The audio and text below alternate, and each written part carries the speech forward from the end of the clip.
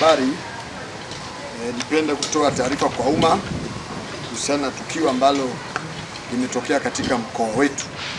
Mimi naitwa Kamishna Msaidizi Mwandamizi wa Jeshi la Polisi ya Kusimusenga, kamanda wa polisi mkoa wa Songwe. Jeshi la polisi mkoa wa Songwe linawatafuta watu waliohusika na tukio la kumshambulia na kumsababishia majeraha ambao baadaye alipelekea kifo cha Bwana Nicetas Dimoso mwenye umri wa miaka 43. Alikuwa ni mwalimu wa shule ya sekondari Galula na mkazi wa kijiji cha Galula, wilaya na mkoa wa Songwe.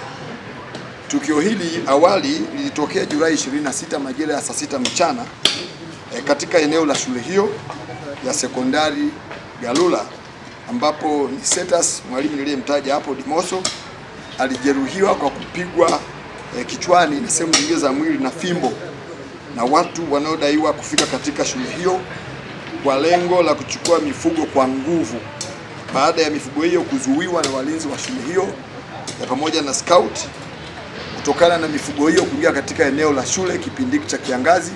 Na mfahamu kwamba katika shule zetu hizi tumekuwa tukitunza mazingira, kwa hiyo kuna ukijani.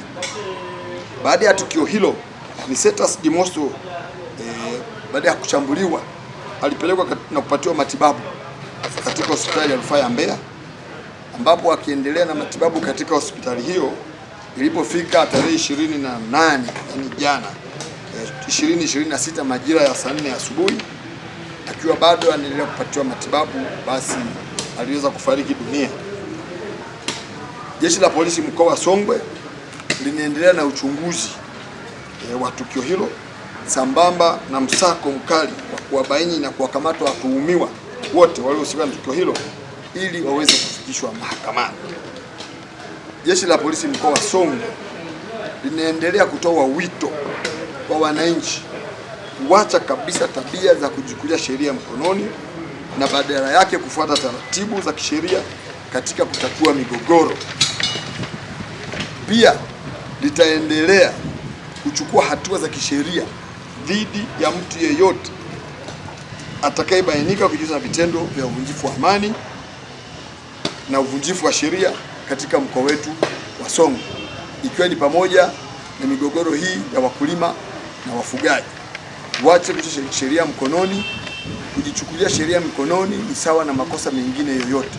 Taratibu za kisheria zipo, wananchi tuwaombe muweze kuzifuata na kuacha kufanya vitendo kama hivi ambavyo vinaweza kupoteza maisha ya wenzetu, kama ambavyo mwalimu wetu ameweza kupoteza maisha. Tutakuwa wakali sana na tutahakikisha kwamba watu wote waliohusika wanachukuliwa hatua na wanapatikana na sheria inafuata mkondo wake.